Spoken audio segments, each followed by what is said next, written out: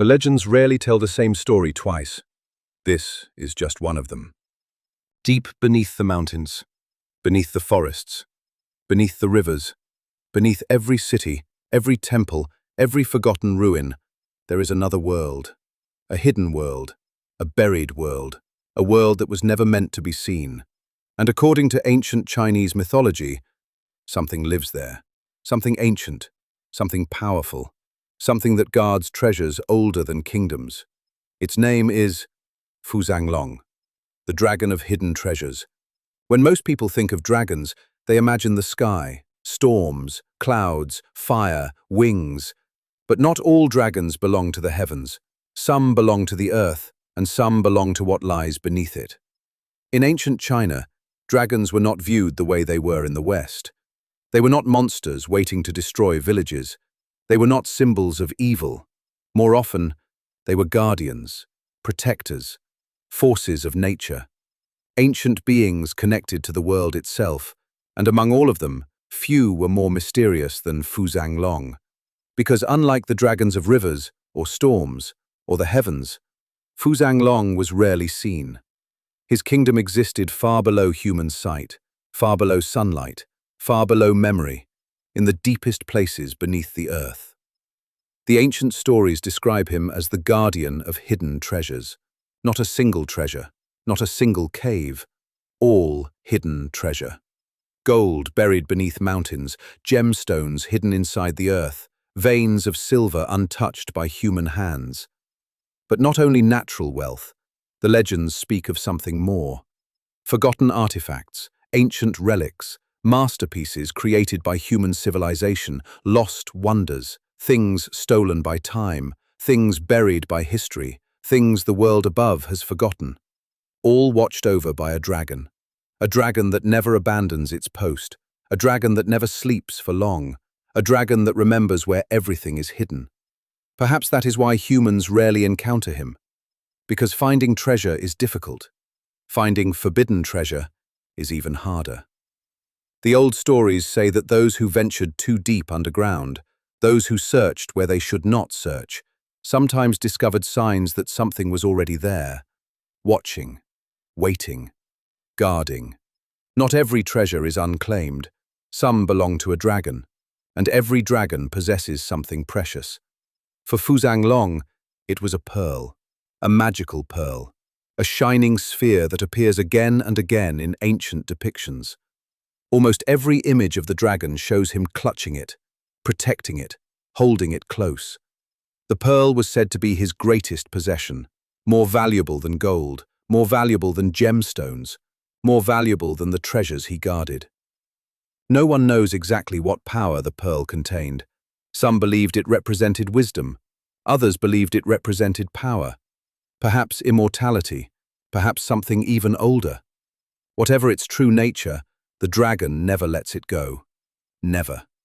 And there is another detail found in ancient artwork, a strange detail, a detail many people overlook.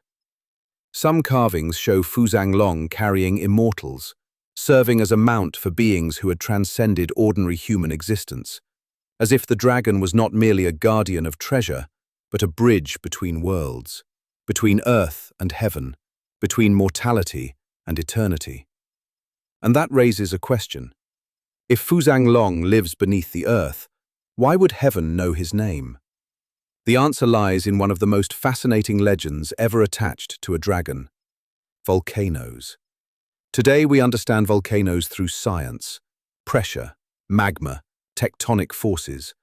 But ancient people saw something different. They saw mountains exploding, fire emerging from stone, the earth opening itself. And they asked the same question humans have always asked: why? The legend gave an answer. A dragon, a hidden dragon, a dragon beneath the world. According to the stories, volcanoes are created when Fuzanglong erupts from the earth. Not out of anger, not out of hunger, not to destroy, but to report to heaven. Imagine that. For centuries, people believed that somewhere beneath every mountain, a dragon might be waiting. And when the time came, he would burst through the earth itself. Fire, smoke, ash. the mountain breaking apart around him, ascending from darkness to the heavens above, carrying news from the hidden world, returning only when his task was complete. Perhaps that is why Fuzanglong remains so unique among dragons. He is not a conqueror, he is not a king, he is not a destroyer. He is a guardian, a keeper of things that must remain hidden. And maybe that is what makes him so fascinating. Because treasure is not always gold, not always jewels, not always something that can be held. Sometimes treasure is knowledge. Sometimes treasure is memory. Sometimes treasure is history. The things buried beneath civilizations. The things forgotten beneath time. The things waiting patiently in darkness. Protected, preserved, hidden.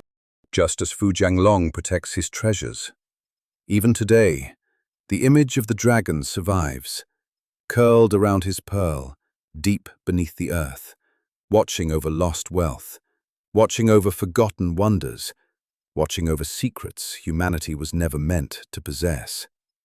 And somewhere, beneath mountains we have never climbed, beneath caves we have never entered, beneath treasures we have never found, the dragon of hidden treasures may still be waiting, silent, patient, unseen, guarding the wealth of the world below. And perhaps that is the true lesson of Fuzanglong. Not that treasure exists, but that some treasures are meant to remain hidden, buried beneath stone, buried beneath history, buried beneath ourselves. And somewhere, in the darkness below our feet, the dragon still watches. This is Voices of Mimir, and this was the dragon beneath the earth. Fuzanglong.